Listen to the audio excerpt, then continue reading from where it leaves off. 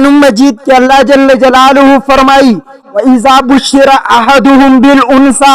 ज़ल्ल वजहुहु मुस्वद्दन व हुवा कज़ीम। कले چې دې کافرو ته به جنۍ باندې به زیری ورکړی شو چې ستا په کور کې لور پیدا کېږي. جنۍ به چې کله پیدا شوه د دوی مخونه به تور شو، د دوی رنګونه به بدل شو، دوی به خفګاني وو، دوی به په ټینشن کې پراته وو. رب فرمایي یتوارا من القوم من سوء ما بشر به ایمسکه علی هون ام یدسه فی التراب الا ساء ما يحکمون. الله جل جلاله فرمایي د شرم د وجې نه به د خلکو مخې ته نه راوتل چې زما په کور کې لور شوې ده، یا خو به دغه جنۍ په شرم باندې غټوله، شرمېده به، یا به دا ماشومه راواغسته علی هون ام یدسه فی التراب، په خاورو کې به دا جنۍ ژوندۍ ورخښه کړه. الله جل جلاله فرمایي الا ساء ما يحکمون. څومره بدې فیصلې دې کافرو کولې. خپله ماشومه به یې راواغسته، ژوندۍ به یې قتلوله. د بني اسرائیلو ماشومان به فرعونیانو قتلول، دوی به خپلې لوڼه قتلولې. دواړو دپاره الله مذمت بیان کړی دی. یو ته هم سوء العصابیل دی، بل ته هم سوء العصابیل دی. مای زما رونو ربي کریم څه فرمایي؟ قرآن مجید راواړوئ یهب لمن یشاء اناسا ویهب لمن یشاء الذکور. الله جل جلاله لفظ هبه ذکر کوي. هبه وایي ګفټ ورکولو ته. زما رب فرمایي زه چې چاته وغواړم ګفټ کې ورته جنۍ ورکومه. اولي جنۍ ذکر کړله، دې نه معلومه شوه جنۍ د ربي کریم په نسبت باندې ډېره اوچته ده. ځکه ربي کریم فرمایي زه چې چاته وغواړم جنۍ ورته اول ورکومه، که چاته وغواړم هلک ورته ورکومه.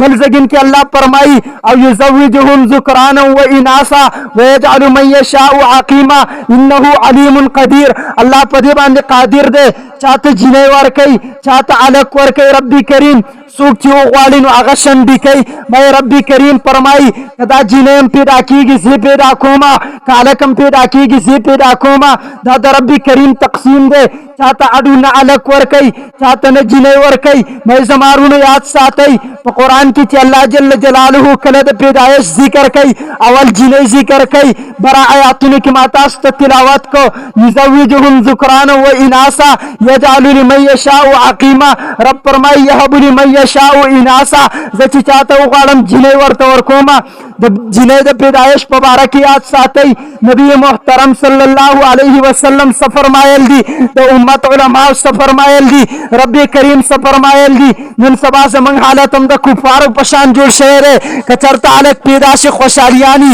موږ د هغه هلک دپاره وم هم کوو، موږ د هغه هلک د تعلیم تربیت سوچ هم کوو، موږ د هغه هلک له د مخکې نه نوم هم خوښ کړی، موږ د هغه هلک په غوږونو کې اذان هم کوو، موږ د هغه هلک ته تحمیق هم کوو. لیکن که چېرته جنۍ پیدا شي پلار یې شرمیږي. مې دا د کافرو لوبې مه کوه. رب کریم فرمایي المرء مع من احب من تشبه بقوم فهو منهم. تاسو چې د چا سره مشابهت کوئ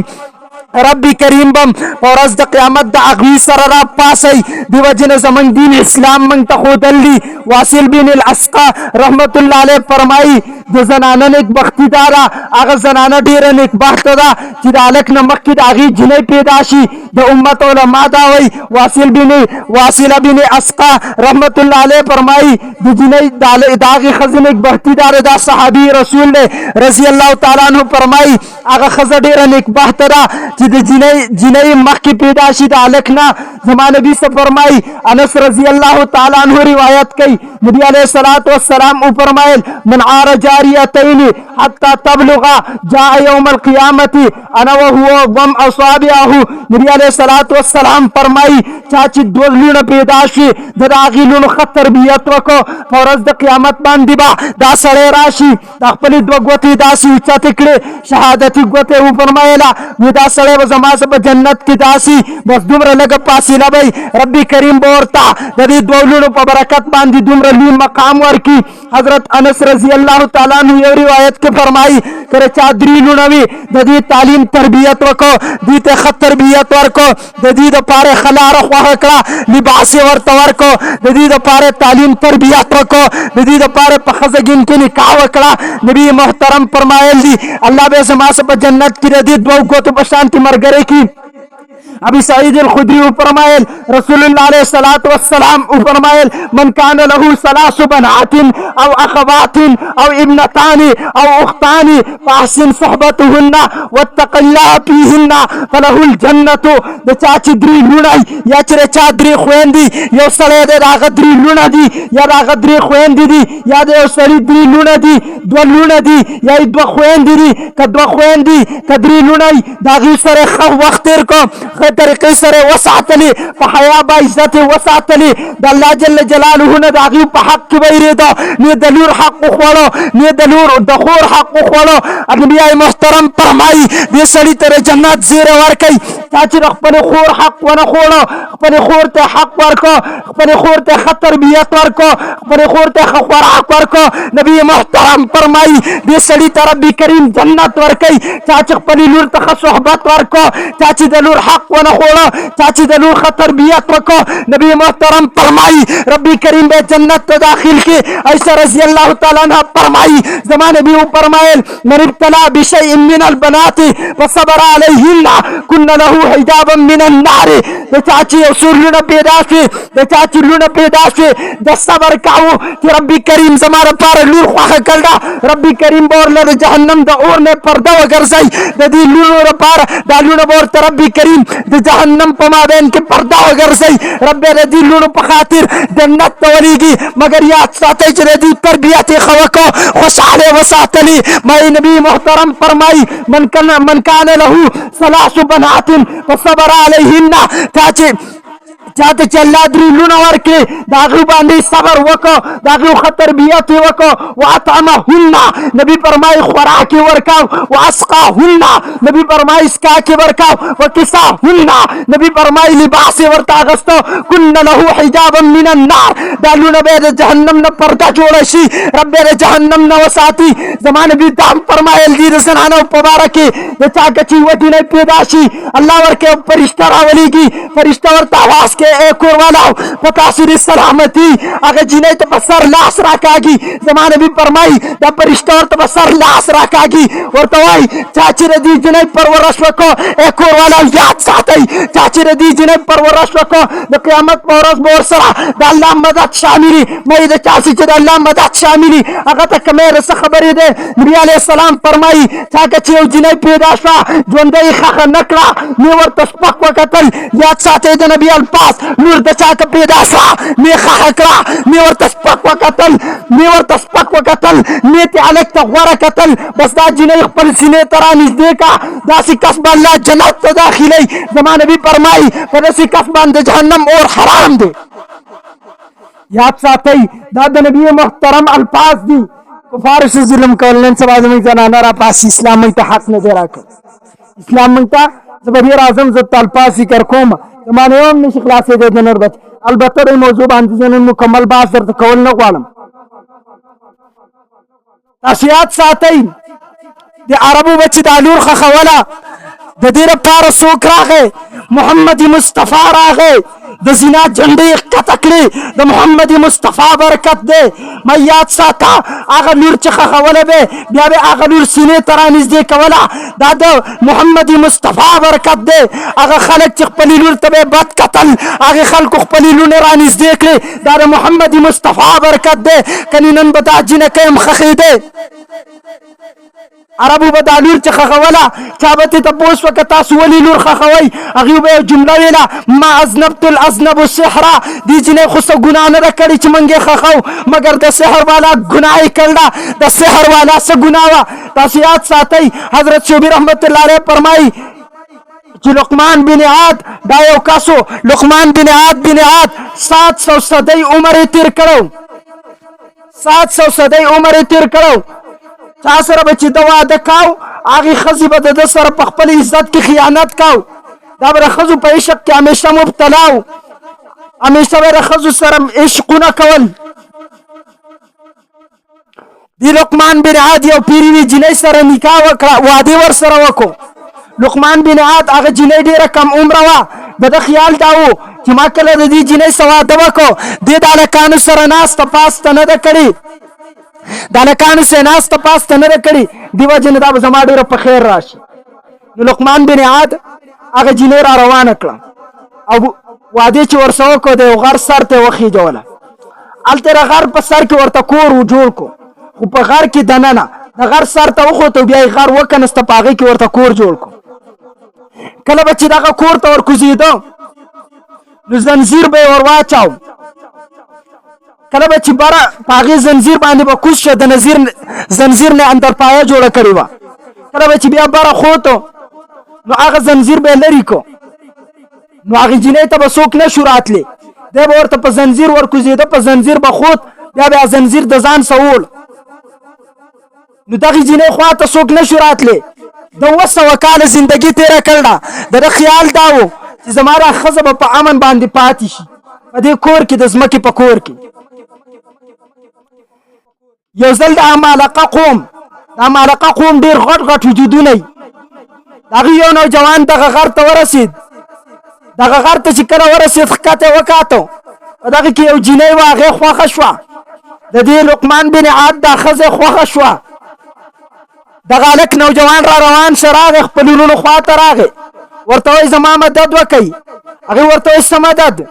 دا ورته وایي د لقمان بن عاد ښځه مې خوښه شوې ده، تاسو ورته ما ورسوئ. رونه ورته وایي څنګه؟ دی ورته وایي یو حیله به وکړو، ویل خپلې تورې را جمع کوي، ما د هغې دننه بند کوي، یعنې دا تورې به را جمع کړو،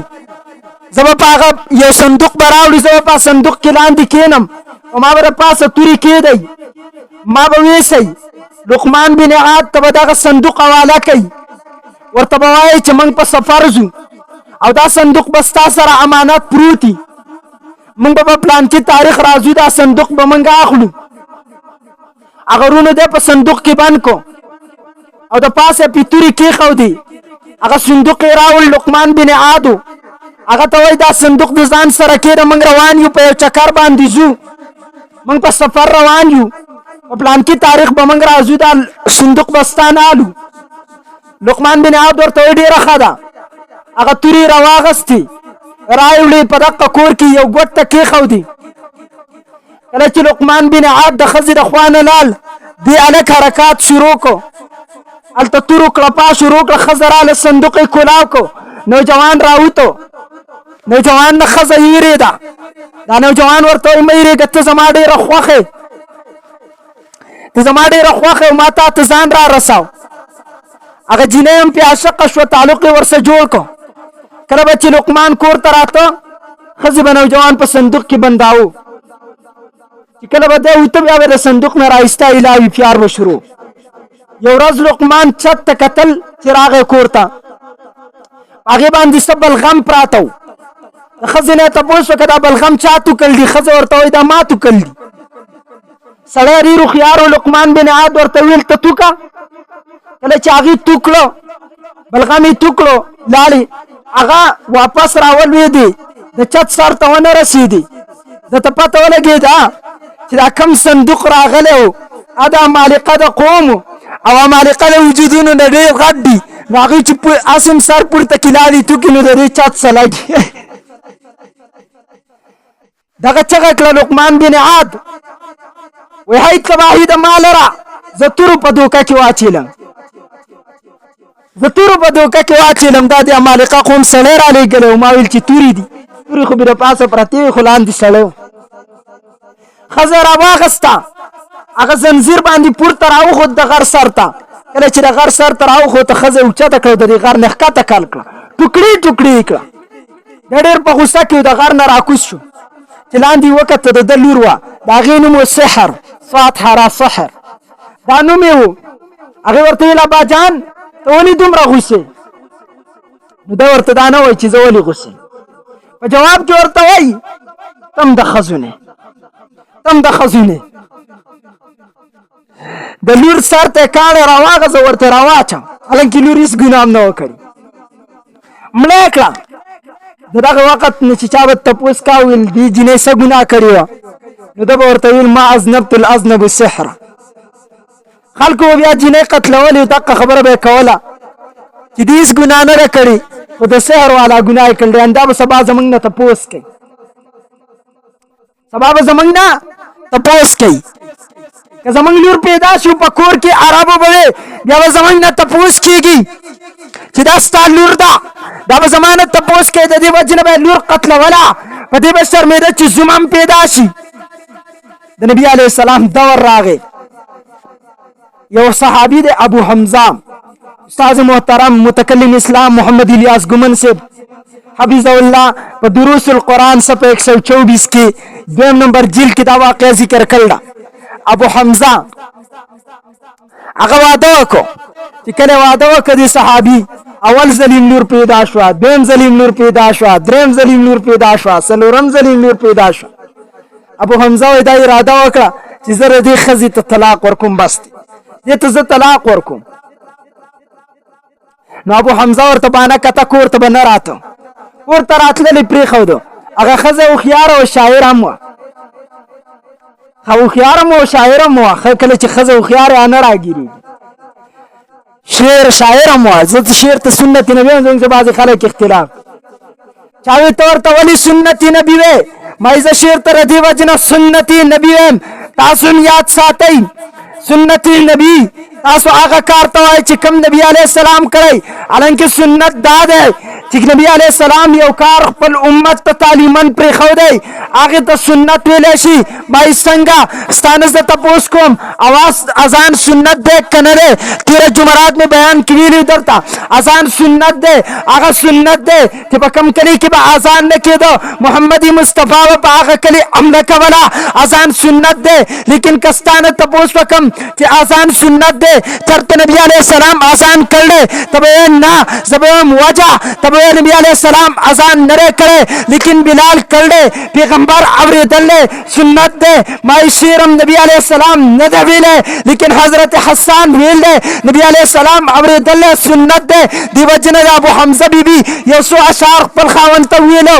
ډېره هوښیاره زنانه وه یو څو اشعار یې ویلو مالي ابي حمزه لا یعتینا غضبان الله نه لیدل بنینا ابي حمزه له څه شوي دي زما خواته نه راځي په دې باندې غوسه دی چې زه ورته زامن نشم ورکولی تالله ما ذلک فی ایدینا ونحن کالارض لزارعینا په الله مې دې قسمي زمونږ په لاسو کې خو هېڅ هم نشته زمونږ مثال خو د هغې ځمکې دی چې په موږ کې څه کرلی شي انما ناخذ ما اعطینا وننبت ما زرعوه فینا موږ خو هغه څه ورکوو چې په موږ کې څه کرلی شي که می دې وکرلې می بالي که جوار دې وکرل جوار بالي که وربشې دې وکرل وربشې بالي که تا غنم وکرل غنم بالي ابو حمزه هوښیار و پوه شو چې دا ګناه خو زما د ښځې نه ده چې د هغې بچی نه کېږي بلکې دې کې خو ورسره زه هم شریک یم چې د هغې بچی نه کېږي دې وجې نه راغی کور کې کېناست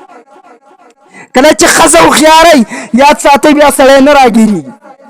کور ته راغی او دویمه ښځه یې ونه کړه ښځه شاعره وه مال ابي حمزه لا يعطينا غصبان الله نلدل بنينا تالله ما ذلك في ايدينا فنحن كالارض لزارعينا وانما ناخذ ما اعطينا وننبت ما زرعوه فينا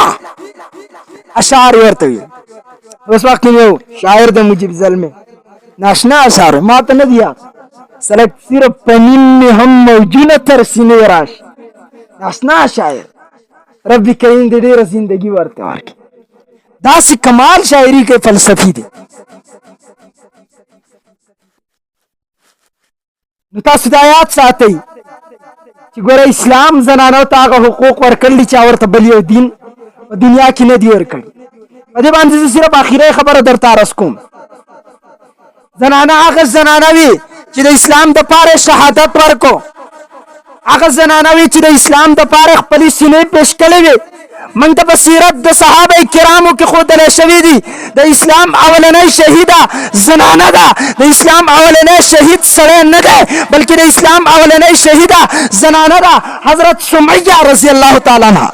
دا د اسلام اولنی شهیده ده اسلام ته خو د ټولو نه غټ حق قرآن ورکړ دی ما یې که موږ سړي اعتراض وکړو ټیک ده وجه دا ده چې د سړو په نوم باندې په قرآن کې یو صورت نه دی نازل چېرته صورت الرجال قرآن کې نشته لیکن قرآن کې صورت النساء د نساء معنی د زنانه د زنانو په نوم باندې رب کریم صورت نازل کړی دی اسلام کې یو سړي ته د څلورو ښځې اجازت دی دا د ښځو سره زیاتی دی که نه دا وایي ټیک ده څلورو ښځې اجازت ده په اسلام کې وابیان په موږ اعتراض کوي وي دی وایي چې مذهبونه څلور دي ښځې اعتراض کوي وي دا مولیان وایي چې ښځې څلور دي ٹھیک شو دوه مې شو که نه یو وابیان دي هغه هم په سر د ښځو په شان لوپټې راچلي بهرحال زه راځم خپلې خبرې جواب واوره کته چې اسلام سلو تر سلورو ښځې اجازت ورکړل ټیک ده هغه کفر به قبول کړی په کم کفر کې چې واوره په خپل صحابه سوی ابن عمر فرمایي غیلان بن سلمة الثقفي د اسلام قبول کو د لس ښځې وې